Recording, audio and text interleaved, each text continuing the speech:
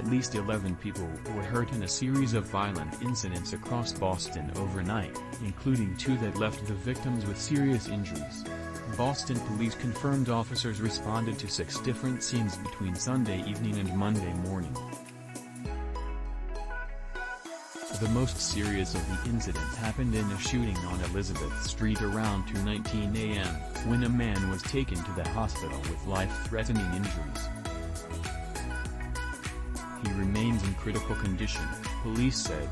Another man was seriously injured in a shooting on Greenville Street just before 11 p.m. Sunday.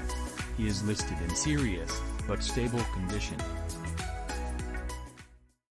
Investigators stopped a vehicle that was seen leaving the area and found the driver also had non-life-threatening gunshot wounds, as well as a loaded gun. That driver will face weapons charges. Boston police released information about 5 other scenes as well. At 10:45 a.m. on Woodbole Avenue, a youth was shot, suffering non-life-threatening injuries. He was taken to the hospital for treatment. 4 more people were hurt in another shooting around 12:15 a.m., this time near Washington Street and Baily Street. 3 victims, all men, were taken to the hospital with non-life-threatening gunshot wounds. The 4th victim also went to the hospital on his own, also with non-life-threatening injuries. Then around 1:15 a.m., a man was shot near Monsignor Reynolds Way. His injuries are also non-life-threatening.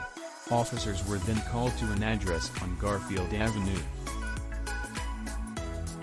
There, a woman reported she was grazed by a bullet that entered her home. She was treated on scene and did not go to the hospital. Investigators found shell casings and spent fireworks in the area. LocalIn-depth news coverage of the greater Boston area. Additionally, a gunshot victim walked into Boston Medical Center for treatment overnight. It was not immediately clear if that victim was involved in any of the other incidents. Boston police did not say if any of the incidents are connected, and none of the victims have been publicly identified at this time. Mayor Michelle Woon said Monday morning that investigations were underway and that those responsible would be held accountable. "My heart goes out to the family members and all those who are impacted by unnecessary and unacceptable violence in our city," Wu said.